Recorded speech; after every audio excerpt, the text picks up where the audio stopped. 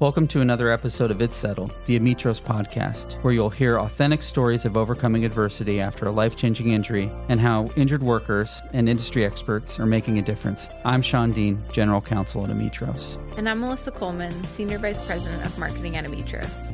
If today's episode inspires you, please subscribe and leave a review to help us reach more listeners facing similar situations. Now, it's settled. Let's get on to the episode and explore the human side of workers' comp and insurance claims. All right, it is settled. It's settled. We're here with Abbie Hudgens, and I'm joined by my wonderful colleague and co-host, Allison Kelly. I'm Shawn Deane. I'm General Counsel here at Amitros and also co-host of It's Settled, the Amitros podcast, and we could not be happier to have Abbie Hudgens here. She is a career risk and benefits manager, served as the Workers' Compensation Division of Tennessee's Department of Labor and Workforce Development, for well over a decade, and she is just a wealth of knowledge and one of the kindest people I know in the industry. And our goal here is to have folks on the pod that have really made a difference and led with their heart and compassion. And I can think of no one who's done that better than Abbie. So Abbie, it's a tremendous pleasure for Allison and I to have a conversation with you today. Thanks for joining. Thank you for having me. Abbie, we're so excited to have you, as Shawn stated, and I've been looking forward to this conversation all week. So thanks again for enlightening us here today and for sharing kind of your career path and your journey and your philosophy around leadership and workers' comp and all the fun things that we talk about here on the pod. So we're super excited to have you. Thank you. It's a little hard for me to get stopped when we talk about workers' comp and all the things that are related to it, including what you all do, which I'm very passionate about as well. So what's your first question? Yeah. So, I mean, kick us off for folks who don't know you or your career trajectory. Tell us how it all began. I mean, start as early as you want to, and I want to learn more about you too and your path. It's a rather circuitous path, like everyone in this particular industry. I'm originally from Memphis, and I was involved in urban ministries with my church, and they had me in charge. This was a citywide ministry that they were trying to get started, and I chose to be involved with health services administration, and very passionate about it. But it was clear pretty soon that I didn't have enough education for my voice to be heard. So I went back to school and finished my BA, and then started graduate school. Was in graduate school for 1 year, and my husband was transferred, and we went to Knoxville. And of course, in your graduate school, they don't care much about transferring credits, nor did they have a specialty in health services. So I went into policy, and that was one of those.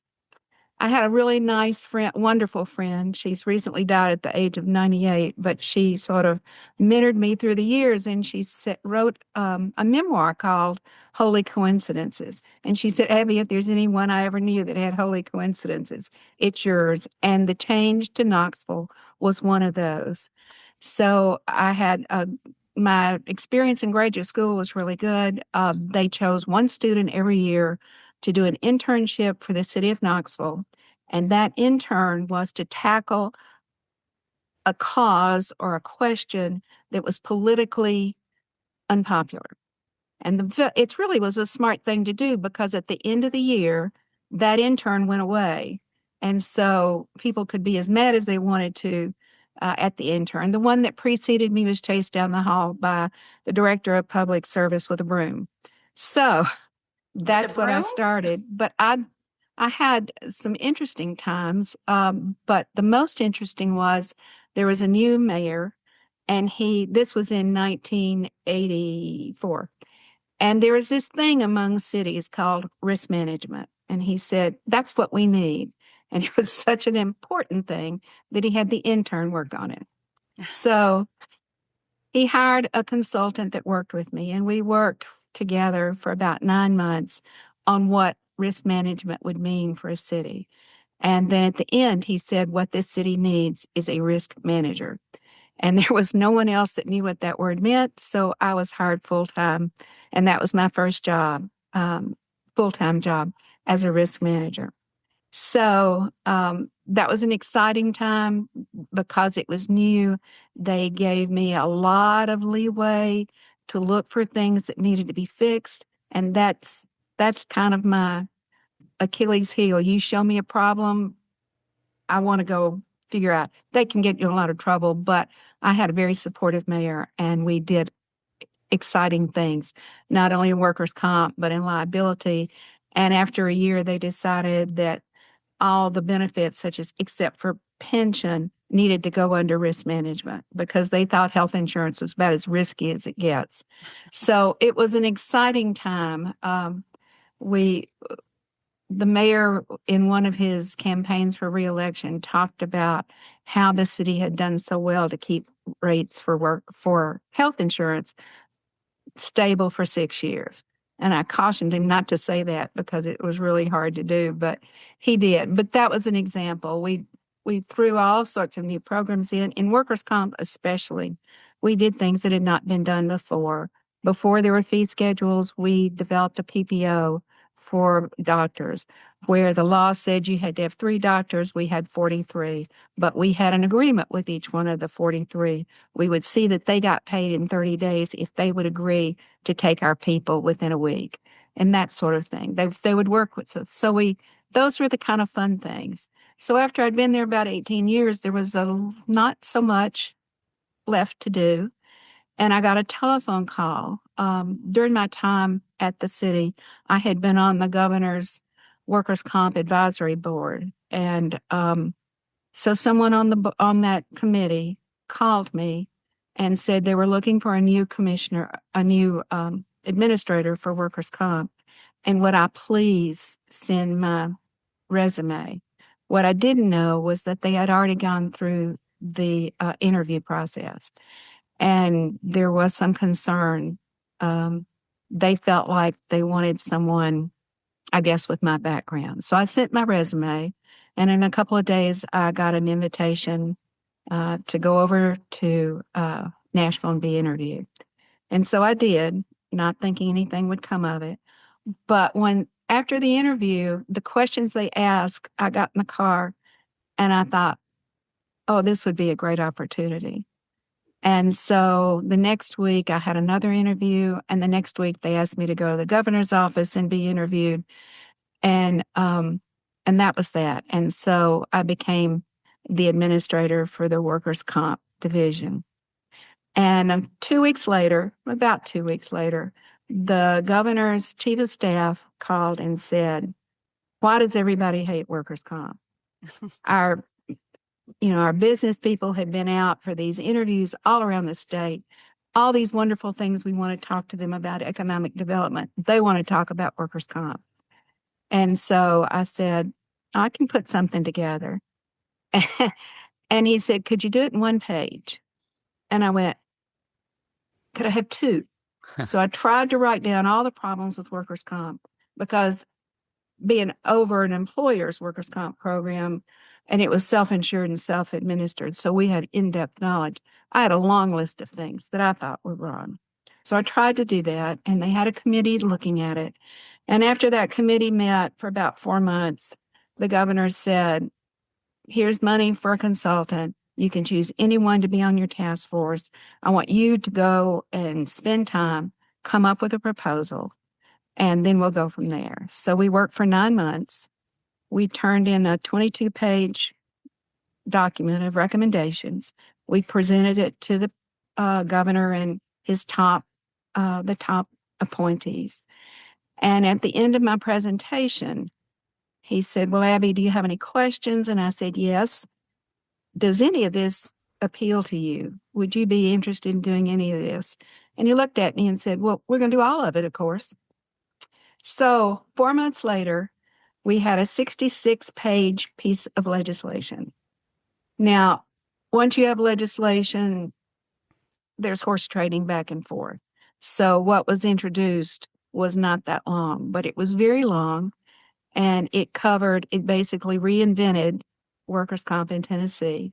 We had never had courts before. We had never had judges before. They relied on state courts, which was, I thought, a problem. There are a lot of things. They didn't have mandatory mediation. They didn't have an ombudsman program. They didn't have treatment guidelines. They didn't have a formulary. There are a lot of things they didn't have. And after that, people always said, how did you get all those passed? Because they tried to pass those things individually. But when you have them in a really long document, somehow they look at the really big things and everything else comes into place. So it did pass, mainly because of the credibility of the governor, which is Governor Bill Haslam. And after it passed, nobody thought it would ever be implemented. In fact, 9 months later, I was at a conference and this attorney kind of saddled up to me and said, I heard it's not going to work and y'all are going to have to start all over again. And I said, well, why do you think that? And they said, well, because it's been so quiet. I said, that's because we've been getting things done. And we were supposed to have it completed by July 1. And by July 1, we had it completed. We had judges in place. We had mediators in place. We had ombudsman. Everything was in place. And so since then, not that this is the best way to measure a program, but one thing, of course, was the cost. And since then, rates have fallen, I believe, every year since the reform. Now, the decreases are much smaller now, but another measure of how well it turned out is we've had both the first layer of judges, but we also had the appeals process. And the only court above our judges was the Supreme Court. And the Supreme Court maybe has overturned, if they've overturned half a dozen, I'd be surprised. And that's in 13 years. And I think that is, for the governor, that was one of the most outstanding measures of the success of the program. So we feel really good about it. But another thing that was good about it is once we had done that, they gave us an awful lot of ability to do other things. One thing they did in the law was to make workers' comp autonomous, which meant we were not subject to the dictates of any other commissioner, and that helped a lot. So we were able, basically our focus was to minimize the adverse effects of workers' compensation. And so that showed up with programs like the Next Step program, where if someone had gone through all of their permanent partial disability settlement and they still didn't have a job, we provide money for them to go back to school, $5,000 for up to 5 years or 4 years, I think. We developed the Reward program, which is basically, Reward stands for Return Employees to Work and Reduce Disabilities. And it's an extensive program, and it basically is us working with employers, giving them a toolkit on how to establish those relationships in the workplace that leads to less animosity between the employer and the employee, and for everyone to work together, including toolkits for the doctors. We developed a program to accreditate doctors so that they would follow those practices that are well known to help an employee recover as quick as possible. Our goal was to get rid of that practice where the doctor said, you're not going to be able to work for 6 months at least. Instead, to say, what can we start now to help you recover? And that's just kind of a tidbit, but that's the atmosphere. And I was blessed to have incredible people on the staff, blessed to have 2 governors that both liked what we were doing and tried to facilitate what we were doing.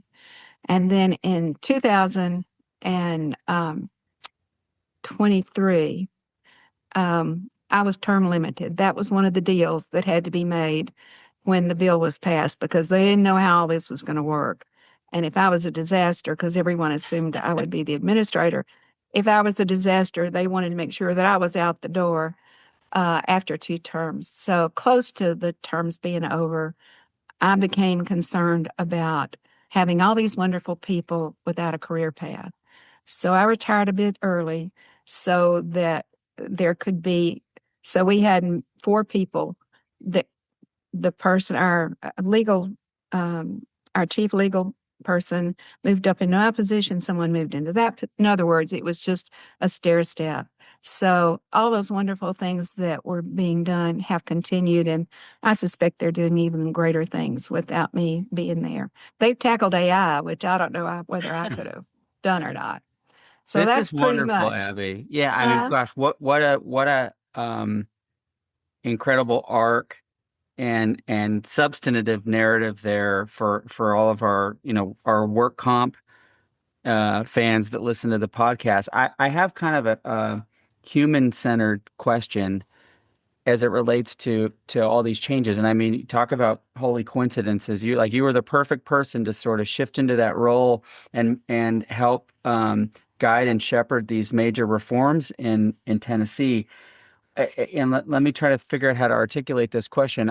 I guess the essence I'm getting at is, what was it like for an injured individual's experience before that and then after that, with all these new processes and procedures and support mechanisms and different, subdivisions and infrastructure that you built? What was the net effect on that individual and how they experienced from the first notice of injury, through a litigated claim to maybe even settling? What was that? How did that change the experience? I'll have to be honest, for the injured worker, there were some negatives as well as positives because the benefits were not as great. Before the reform, you could have an approved workers' comp claim if the job could be the cause of the injury. You can understand how that would result in a lot of frivolous claims, and that disappeared. The formula for permanent partial disability was changed, and it was not as lucrative as it was before the reform. So those were negative things. And in the beginning, there were people that were very upset about that, who had injuries. On the other side, there were people who didn't have an attorney. They couldn't get an attorney to help them, and they were incredibly grateful for the ombudsman services. For the injured worker, there were people who were so grateful to be able to call on the phone and talk to somebody and get their questions answered. So that was a positive. Another thing that was positive was some of the programs we put in place to help employees. One they probably took them a while to be appreciative of was this change in approach to work comp claims. So that was not apparent in the first couple of years. So it wasn't all roses and champagne for everybody if you were an injured worker. But over time, the system has worked out better for employees. You still can't get quite as big of a PPD settlement. It did not affect total disability. It didn't affect medical only. It only affected those people negatively at all that had a PPD. Abbie, my question, and shifting away from more of the statutory and legal stuff, my question is really more around you're such a visionary leader, listening to your your history and your story, and how you came up through your career. It's you always could see past what was happening right now and into the future, it sounds like, and you had this vision for change and for making things better for your home state, right? And so as you talk about the changes, not only for the injured worker, but also for, the folks within your department, how did your visionary leadership help guide those decisions and keeping the team aligned when, you think about now in a political environment, it can be so disjointed, right? And odds of total opposite ends of the spectrum. So how did through your leadership, did you keep those teams aligned and working towards the mission which you had, which was entrusted to you? I would have to say the first thing was the quality of the people on the team. During the first year, there were a good many changes in the division. There were some people that their goals were not aligned with what I thought was appropriate. Fortunately, a lot of those people were considered executive positions. So it was easy to be able to say to some, this is not going to work. Your goals are not going to fit in. When that happened, that sent a message to people that in fact they could be interested in what's best for the work comp program. That was a powerful message, and I think it encouraged them. They were already good folks to start with, but their ideas. So we were able to talk, and we were able to talk about ideas, and we built our mission, which is to minimize the adverse consequences of work comp injuries. And when that's your mission, that really opens it up to be able to look at all sorts of different things. So we had different groups. We had an executive team, we had other teams, but we paid attention to what people said. We appreciated what they had to say. I think it's powerful that our average length of stay today is still 14 years. And it might be longer, but we've had a lot of people who've retired. People come to the Bureau and they want to stay there. For a number of years, there is a list of the 25 top employers in the Middle Tennessee area. And the Workers' Comp Division has been there on that list for a good many years. So that's a recommendation of that. I think that reflects on the quality of the hiring process, the quality on the potential. We really try to promote from within. We try to look at people's skills and come up with ways where they can shine. And if it's not going to work out, we make those hard decisions, but that doesn't happen very often. But when it does, and when it was a top administrator, it does sort of send a message. Abbie, it's a testament to you, and this isn't a knock to other states, but I find varying degrees of outreach, education, online presence, educational materials. Tennessee seems to be at the forefront of providing resources to the general public, to injured workers, to employers. I know in the past that you were a leader in getting information about professional administration and Amitros' services out there. I know you can't speak for every regulator in the country, but what was your vision for Tennessee on having that level of engagement with all the stakeholders and the general public? Well, in the beginning, we had a level of, it was accidental in a way. We had a level of employees who had sort of the top administrative position in one of our 8 satellite offices. And they said, well, you all get to do these big educational things, and what about us? And we had a retreat for them, and we got to talking. And out of that, I started talking about why can't we be the best in the country? And that sort of took, and people would go, remember, what we're trying to do is to be the best workers' comp agency in the country. I'm not saying we are, but it was a great rallying cry for everybody to work around. The other, I can't give more credit to this. I can't give too much credit for it. I was blessed with a governor, and before that with the mayor, who enabled me to go with what I thought was a good idea. And it wasn't like they just cut you loose and let you do whatever you wanted to, but if you had a good idea, they would listen to it. And then later on, they would listen to it, but it was pretty much a foregone conclusion that they would let us give it a try. I guess that's because we tried to be sensible about what we tried to do. So there's that importance. And the other thing is the quality of the people that worked in workers' comp just were incredible. And after we weaned out and got that really good core, then we were very careful about who else we brought on board. And they had to be willing to take it on as a career. It didn't always work, but it usually worked pretty well. And I think that's a big part of it.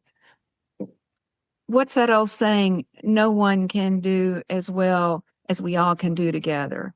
And that's certainly true. A great example, if you've got just a second, is how we came up with the reward program. Yeah, there please. was a government, the federal government was offering a new program, but it was only for departments of labor. And so I talked to them and said, could we kind of work together? And we tried to, and their focus and our focus just never gelled. So it fell apart. And when it fell apart, we had a little meeting in our office and said, we're going to do this anyway. And so for a year, we worked on that. And the result was this thick thing that's on the web, and it's a toolkit for reward, came up with reward. And that's been an astounding part. We had no grant. We did it with our own staff, no extra money. And it's been a big success. So you've got the governor's staff, the staff that's on board, and that's what it wasn't. I was just smart enough to, I guess, ask the right questions and ask the right people to help. Yeah, I think that's a big lesson. And Shawn and I talked about this a couple of weeks ago on the podcast, is just being able to feel comfortable to ask the questions, right? I think a lot of people just don't even ask the questions to know where to start. And so knowing that you had the trust and support of your leadership, that they trusted you with your direction and you could ask those questions and navigate that accordingly. How did you, and I'm shifting gears again, but how did you, with all the change that was instituted over your tenure, how did you keep the folks within the department connected to kind of the real world impact of that change with the injured workers, right? So to keep a pulse on kind of what was happening after the fact in that post-injury, life. The ombudsman were a great source of that. So that was very helpful. We had a good bit of, just to deviate for a second, it was incredibly helpful when I came on board that I had been a risk manager over a work comp program, because all of a sudden I was never seen as a state bureaucrat. I was seen as an undercover agent for getting it done a different way. So the employers were quick to work with us. We involved employers in different committees that we had. Our court system had judges who were new to the job and new to a new law, and they all took the obligation to make it work and make it work well incredibly strongly. We had, while I was able to appoint the first layer of judges, we went through an extensive process. There was a 16-page questionnaire that they used for state judges, and I made everybody fill that out. We had a committee with Supreme Court justice, and it was a very difficult process. So we had fine people working on it, and everyone was dedicated to the principle of making this thing work and work well. I don't know if that answers your question, but that's what came to mind. I think a unified mission, right, for the betterment of the good citizens of your state. And this was, you mentioned it earlier, although some of the impacts could have, be negative around certain parts of a workers' comp claim, the overall reform was very positive for not only the state and for the workers' comp system, but also for those injured workers. And we get the distinct pleasure of working with these individuals after they've gone through, the system. Right. And so, Right. we often say to them, as they're considering coming onto the platform or not, or settling their workers' comp claim, like, you've had your adjuster or your ombudsman, or you've had someone to hold your hand throughout the process. And, we want to be that person for you too in a post-settlement life, right? In your post-settlement recovery, we want to be that person there for you. So I think there's a lot of synergies between the culture that you built within, your team, within the department, and what we try to do here every day, kind of in that post-settlement world, at Amitros. I don't know if you thought about this. You probably have. I've certainly given it a lot of thought since I've been a little bit more involved with Amitros. All those things you say are true, but when it comes time to that settlement, the minute that settlement is approved and a done deal, they are by themselves. Right. And it is such a scary situation. I just shudder to think of what they're facing. When you look at the administrative details that they have to do, those reports, I particularly think of what happens when they go to the doctor and the doctor says that will be $450 for this appointment. And they go, but it used to be so much less, but they don't have the discounts. They don't have the access to doctors. And I struggle with why all states don't do the type of thing that we're doing. I think New Mexico is doing something similar, which is trying to just make sure that when they're contemplating a settlement, they know what's going to happen and they know what the possibilities are. And sometimes they think about the little red pickup, which is what we always talk about. And that money looks like a lot of money, but they don't realize what has to come out of that. And when that's gone, it's not a for sure thing that Medicare will pick up. And I've actually know of cases where the attorney has said, don't worry about it. You spend it, Medicare will cover it. And that's not always true. No. And that worries me. And we're seeing, Shawn, this is your wheelhouse, so I'll default to you to answer this, but we're seeing Medicare become more and more strict regarding that, right? If this settlement funds are earmarked for your settlement, Medicare will step in and say, nope, until you prove that you spent that money on your covered workers' comp injury, we're not going to step in and pay it. Shawn, is that? Yeah, no, that's absolutely right. I mean, with more recent federal reporting requirements of insurance carriers and self-insureds, Medicare knows about every single workers' compensation settlement that where future medicals were implicated. I mean, they're mandatory reporting data points that have to go over. So Medicare and from that, Medicare has been very clear that their intent with that new data is to coordinate benefits. And that's just a fancy way of saying we're going to deny payment if we believe you have a fund of money set aside. And we talk about, and Abbie's absolutely right. There's record keeping requirements, there's reporting requirements, there's the dynamic of someone going in as a cash payer to a doctor's office where they, we're used to having the workers' compensation program pay for those, and now forced to effectively be a cash payer and try to convince a provider who has no clue what they're dealing with.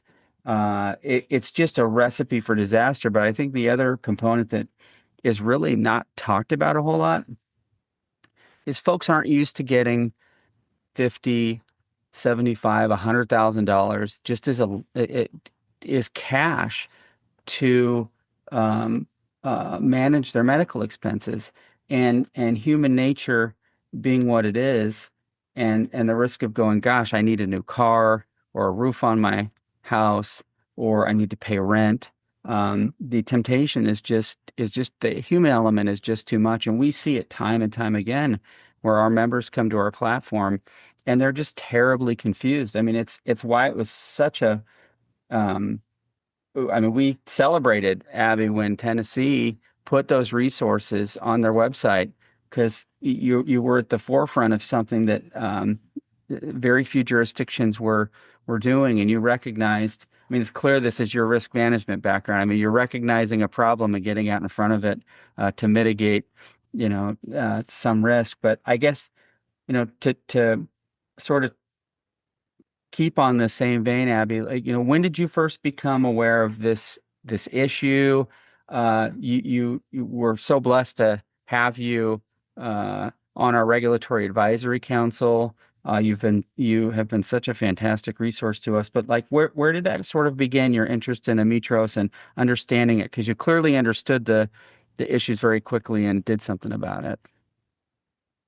I might mispronounce his name, but I was at a national conference. It may have been IIBC, and Marcus Tolbert. Marcus Torbert. Marcus Tolbert.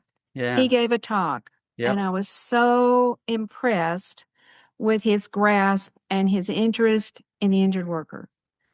And then a friend of mine is Paul Shanafi, and we've been on a number of boards together. And Paul called me and he said, Brian Holmes in your office has written this piece of this communication, and I'd like to be able to use it in Ametros. I said, fine, it's no problem.